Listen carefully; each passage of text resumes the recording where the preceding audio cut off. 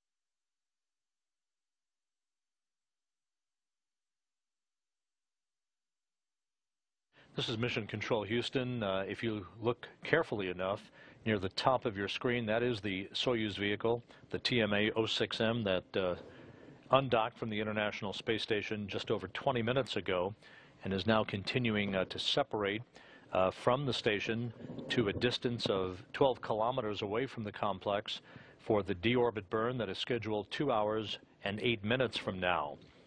The two spacecraft just flying to the south of Hawaii, moving from northwest to southeast in an orbit inclined 51.6 degrees to either side of the equator.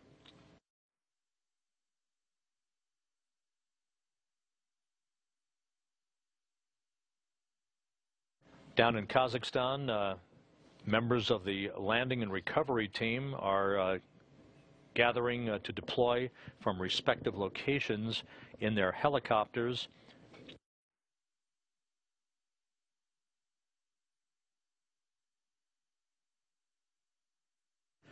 Helicopters belonging to the Rosaviatsia Search and Recovery Forces will be deploying from Arkalyk, where they pre-staged in the early morning hours U.S. time on Friday for a 30-minute flight to the landing site. It's all back-timed so that all of the helicopters for the prime landing site are in the same location in a racetrack pattern around the landing zone at the time that the Soyuz is making its final descent under its main chute. 4 additional helicopters will fly out of Kustanai in about an hour or 2 hours before touchdown for the 2-hour helicopter flight to the landing zone. 2 helicopters will be pre-positioned midway between the nominal landing site and the ballistic landing site. That ballistic landing site would be employed in the unlikely event a problem occurred during the Soyuz's descent that would result in its landing short of its intended target. There are additional helicopters in the remote town of Aktobe, which is to the far west, actually to the northwest of the ballistic landing zone, that would also be pre-positioned in the event the Soyuz fell far short of its intended target. However, all of the Soyuz systems are operating in excellent shape as it drifts away from the International Space Station to a position some 12 kilometers from the complex. Again, if you look carefully enough, almost at the very top of your screen, moving in and out of cloud patterns is the Soyuz spacecraft that undocked from the International Space Station about 25 minutes ago.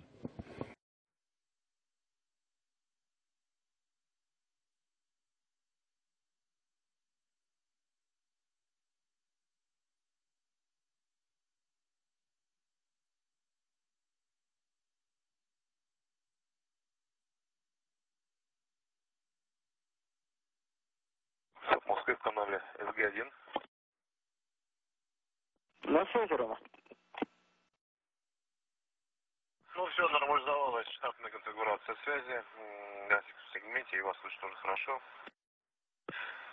У меня тут уже как бы картинка, запись все идет, а картинка ненормальная какая-то. На вьювере и на Info 2. У меня следующая процедура по расписанию, по 24-й форме, это реконфигурация. Значит, перевод МИН-2 КВД в положение закрыто. И далее остановка приложения NASA Impact 2 Viewer. В принципе, уже можно делать заключительные операции по остановке приложения, я так понимаю. Картинки уже нет. Да, Ром, ну давай. Yes, Roman. Well, let's do it in sequence. Let me find out what the situation with the pressure equalization valve. You can go ahead and transition it to inaudible speaking at the same time. Yes, I'm waiting for your recommendation. You can go ahead and close the pressure equalization valve. And while you're doing it, I'm going to find out what to do with the viewer. And I'm going to let you know inaudible speaking at the same time. And then we're going to talk. All right, copy. Copy.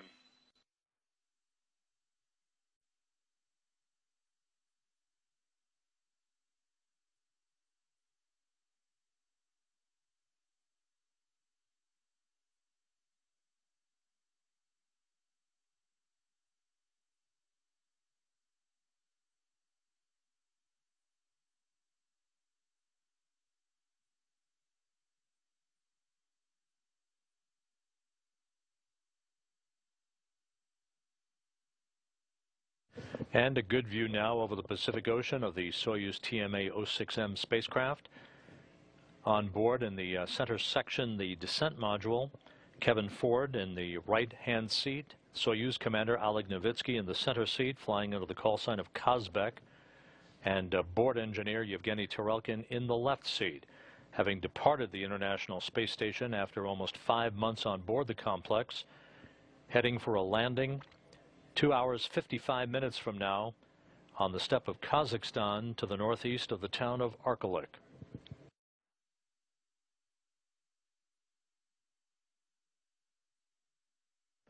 Only the center section of the Soyuz returns to Earth.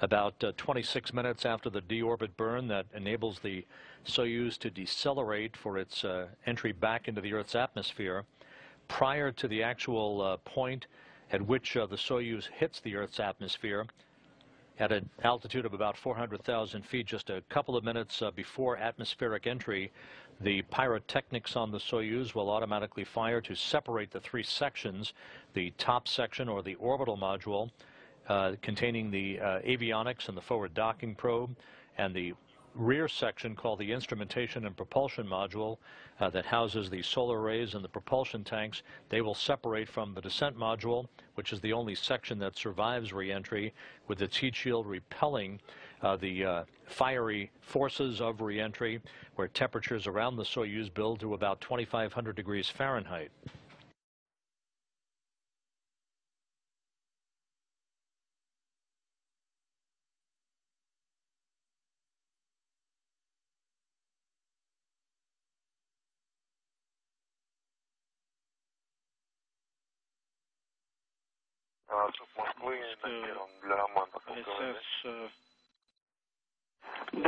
One regarding the pressure equalization valve. Yes, go ahead, Roman. The cavity SOPK is in the closed configuration now. It's SOTK, that's not MRAM2. Ну, в общем-то, принято. Ром, ну, значит, заключительные операции по NViewer можно выполнять. Последовательно по радиограмме 18-17. Steps 3, 4, 5. Prepare files for downlink to the ground on the RCA, and if possible, the files of the interface and the ZPL will also need to be downloaded.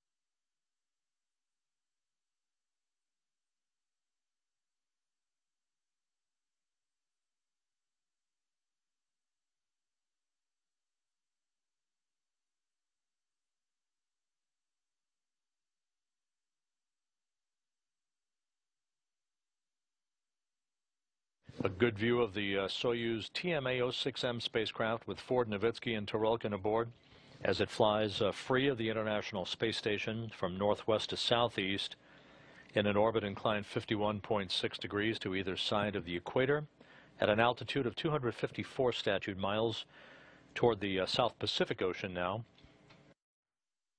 The deorbit burn that will begin the journey home for the trio, less than 2 hours away. That 4-minute, 44-second retrograde engine firing scheduled to take place at 9:13 and 4 seconds p.m. Central Time.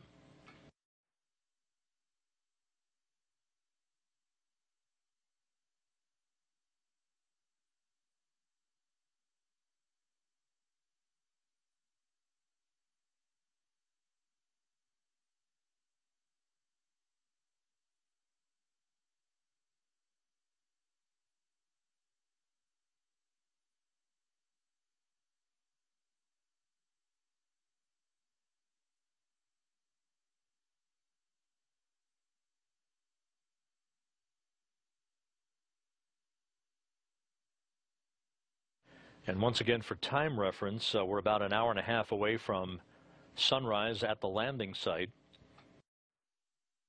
Temperatures are extremely frigid, but the skies are clear in sharp contrast to 24 hours ago when fog and freezing rain delayed this Soyuz's homecoming with its crew by 24 hours. Again, the weather forecast at landing time calls for